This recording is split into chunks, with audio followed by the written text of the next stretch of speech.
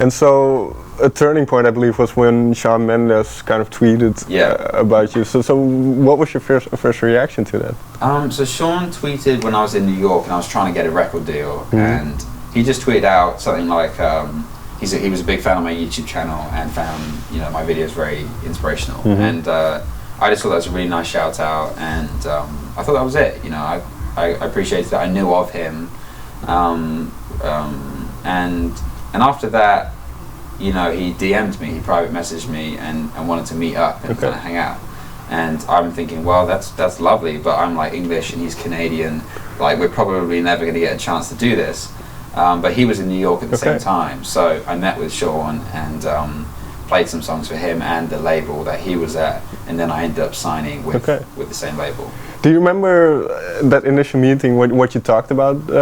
I think I was playing a fair amount of what the songs I had at the time, so I was just very interested to hear what he thought about them. And at that point, I think he'd only released his first EP, so he hadn't got an album under his belt, so he was still kind of in the beginning stages as well. So, but as time went on, as I went on tour with Shawn, and will be this year as well, like he kind of taught me things, about stage presence, about songs, and he became more of like a mentor over time, I think.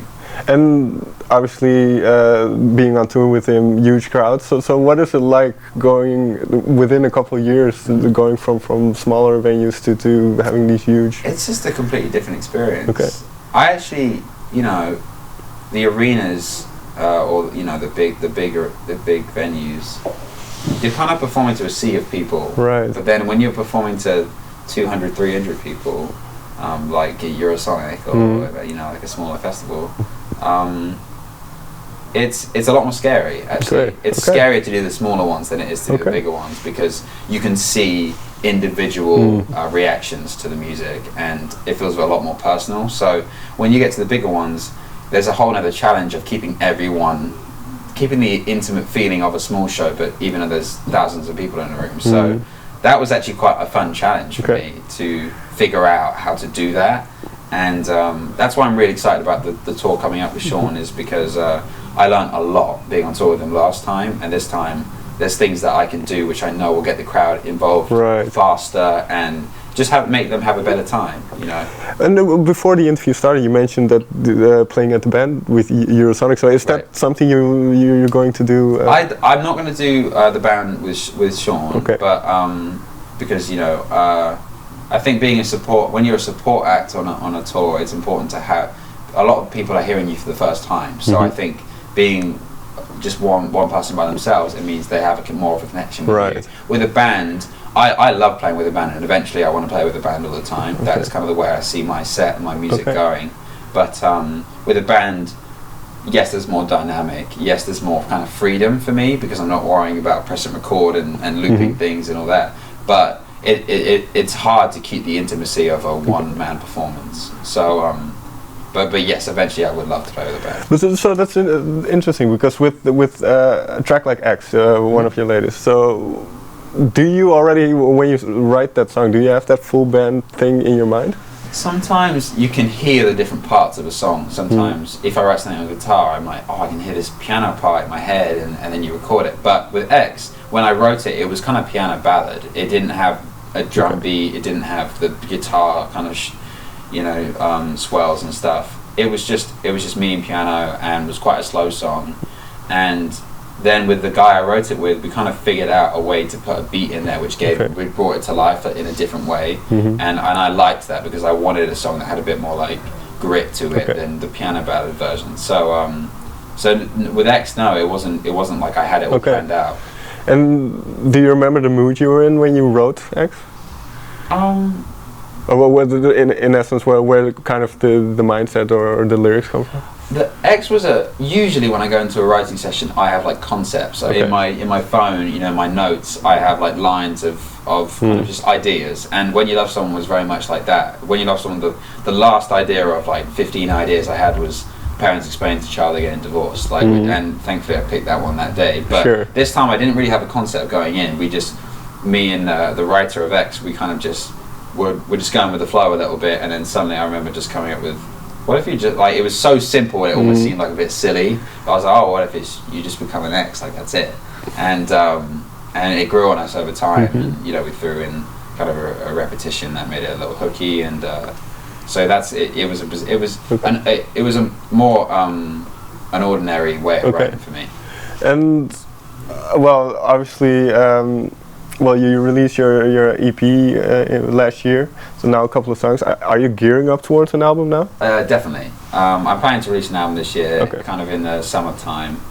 I've been recording kind of other songs that are, you know, unreleased, and testing a few live that are going down well. So I'm definitely looking forward to releasing an album this year.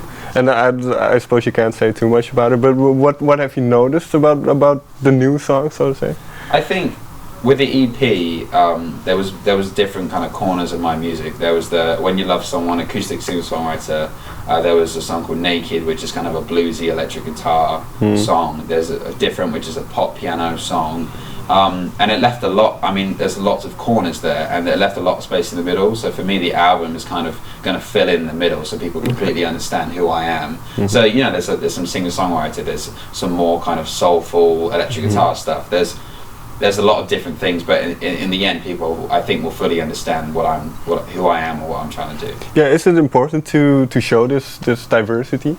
To me, it is. I think, you know, there's other artists that kind of stick to what they do, and they do it so well that they don't really need to change. But for me, because I'm influenced by so many different types of music, it means I write so many different types of song, and I think that's fun to me. It means that a show can have many different kind of parts to it, and it means that I can perform in many different ways. Finally then, because, well, you've been on tour with Shawn Mendes, is there pressure on the album? Yeah. I mean, this is my first album. I've had my entire life to come up with this first album. So when you say it like that, yeah, there's pressure. But I think over the last kind of year and a half, I've kind of gained confidence in just realizing that what I do, you know, people generally like. You know, whether it's When You Love Someone, that gave me a lot of confidence to write songs about slightly left things. You know. And just trust your gut. You just have to trust your gut. I could drive myself crazy every night in bed, just being like, "Oh, people are gonna like the album," but I hope they do, and I'm certainly putting in as much effort as I can into making it. Very last question. I have one more. Obviously, your life has changed significantly in the past 2 years. So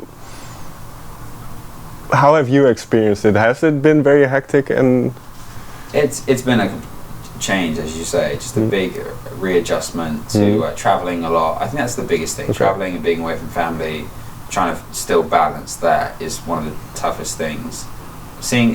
But the thing is, you know, I'm 19 right now, and I just feel really lucky that I'm doing what I love, essentially, and getting to travel to different places and experience different cultures. And I'm just saying, I feel spoiled. You know, I feel very spoiled that I get to do that. So it's been amazing. And the reward, I suppose, then is being able to play for all these people. Yeah, I mean, performing, you know, as a drummer was my first love in music, and doing it now as a you know, a solo artist, and they're singing my songs, not other people's songs, is the best feeling. Does it give you the same excitement as back in the day?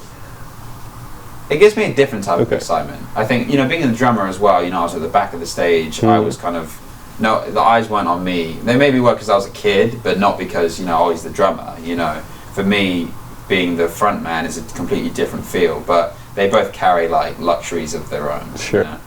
All right, James, thank you very much for your time. Thank you for having me. Thank you.